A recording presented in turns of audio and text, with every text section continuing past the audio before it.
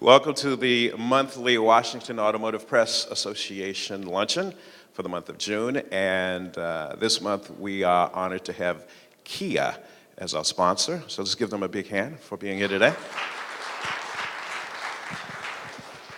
Now, as you know, over the last couple of years, Kia has done a lot as far as improvement of the brand, as far as quality, design, and brand awareness.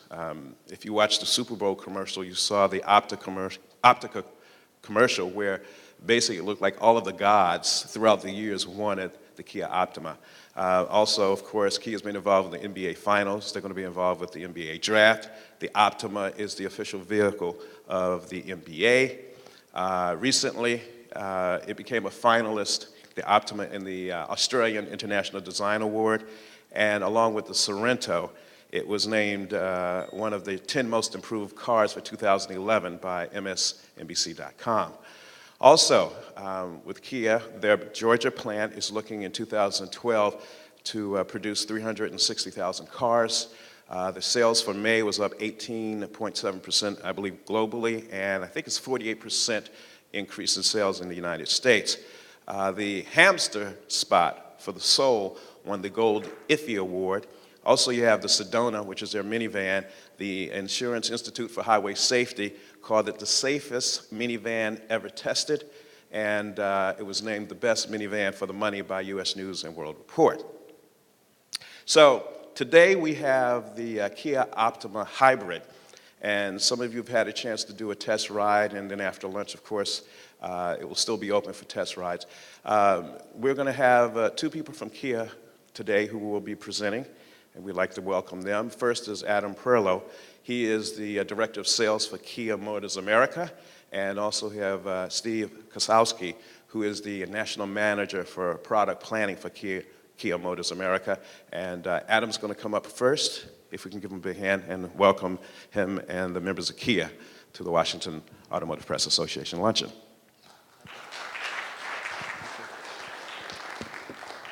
Thank you, Alvin. First of all, thank you for having us here today. We appreciate your time and an opportunity to tell you a little bit about what's happening at Kia. Also, I do want to point out that our newest member of the team, stationed in the Midwest and Michigan, our Midwest media supervisor, is here with us as well, Mike O'Fara. With that said, you can see the glare is coming in a little bit, so for those things that you can't see, I'll do my best to walk you through them and describe them. We'll have a chance to answer some questions afterward, and Steve Kosowski, who's here from our product planning team, will be up here with me afterwards to answer any technical questions you might have about the hybrid or any of our other products. If you take a look at the Kia brand in the U.S., we've made significant investments over the past decade. A state-of-the-art headquarters in Irvine, California, as well as our first U.S. design studio, which is just beside it. It's over $130 million of investment of modern facilities, and one of the neat things about having a design studio there is that we've been able to turn out from that studio the Soul, Sorento, the interior of the Optima, and a lot of other vehicles that are on their way right now. We also do design vehicles overseas, but more and more of them are coming from our U.S. design studio, where we get a chance to really get the pulse of the American consumer. We also, obviously, you're probably familiar with, made our first U.S. plant in West Point, Georgia. That's been open for about 18 months, producing our now #1 selling vehicle, the Kia Sorento, and that's over $1 billion investment. And we'll talk a little bit later, but it's been a big commitment not only for the company to produce cars in America, with more to come, but also to create an economy in West Point, Georgia, that has provided thousands of jobs. What did we say in 2009? We said when we introduced the Soul, the affordable halo car, and there was a quote from somebody in the automotive media that said, just think, it might actually become cool to own a Kia. We feel that with the introduction of many of our new products that it has actually, in combination with what's happened with the economy, become quite cool to own a Kia. Partly because of the economy, and partly because we had plans in place to introduce so many new products with cutting-edge design and features that people are looking for. As we move on and we take a look at that transformation by design, Here are all the new products that we have introduced in the last couple of years. And if you go to the back, starting with Soul, Forte, Forte Coupe, Forte 5-door, Sorento, Sportage, and Optima. And really, if you think about it, we went out, we brought in Peter Schreier, who was head of design at Audi Volkswagen, gave him a free hand to recreate for us the one missing link in our lineup, which was design. We had 5-star safety ratings that we had worked hard to achieve. We had dramatically improved best-in-class quality. We obviously have the warranty story, the feature story. We were missing the wow factor. Giving people an opportunity to want to buy a Kia because they had to have it. And if you take a look at the Optima, obviously many of you had a chance to test drive the hybrid this morning. The design of that vehicle is bold. It's very expensive looking, and obviously all the way through Sportage and Sorento. That has enabled us really, really nicely to attract and bring in a dramatically different customer base. A customer base that we simply weren't seeing with our old products that are now coming from many of our competitors and taking a look at Kia for the first time. 2010 all-time sales record for Kia. We sold over 356,000 vehicles. That was up 18.7% over 2009. It was our best market share year ever in the history of the company at 3.1%. To give you a perspective, that's up 48% over 2008. So in 2 years, our market share is up 48%, which is unprecedented in the industry. It's also, what's interesting is if you look at all the new vehicles, they represent 90% of the sales. So it shows you that our new products are being extremely well received and contributing in a big way. But that's just the beginning of the story of what's happening with market share. As we take a further look to our unprecedented growth, we're very fortunate to say that this past March was the best March in the history of the company. And then April surpassed March as the best April and the best month in the history of the company. And then May did it again. It became the new best month in the history of the company. So our year-to-date sales are up 44.8%. From a comparison standpoint, the industry's up less than 20%. And I think what's most telling about the Kia story here is that we're coming from a base last year of our best year in the history of the company, and we're up another 44.8%. May, we achieved our best single-month market share in the history of the company at 4.5%.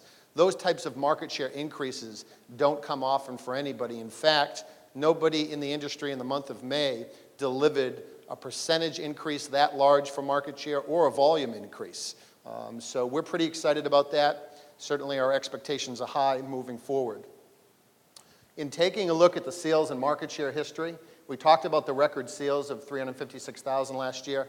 It's also interesting that it's 16th consecutive years of market share growth.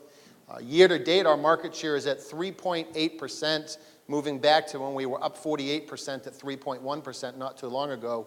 3.8 is another pretty significant increase. You can take a look at the chart here. That dates back to 1993 when Kia first came to the United States and shows the upward spiral of market share that's continuing. Sales by region, where are Kia sales coming from?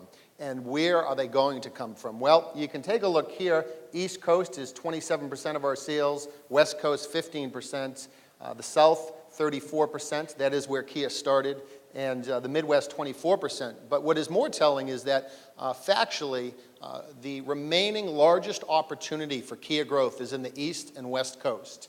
In the East Coast, we're up 63% year to date. The West Coast, we're up 87% year to date. Not that the other parts of the country aren't up as well. The Midwest is up 60% and the South is up 71%. But just as a more granular example on the East Coast, it wasn't too long ago, about a year ago, that a good dealer in the East was selling 50 cars a month. Now a good dealer is selling 100 plus. If you take a look at the West Coast a year ago, a good dealer there was maybe selling 75 a month, maybe 80, and now they're selling 200, as high as 275 a month. It's pretty significant growth in a short period of time. But it also is telling because from a registration availability standpoint, those are the two markets that we have the most significant opportunity in going forward. Sorento.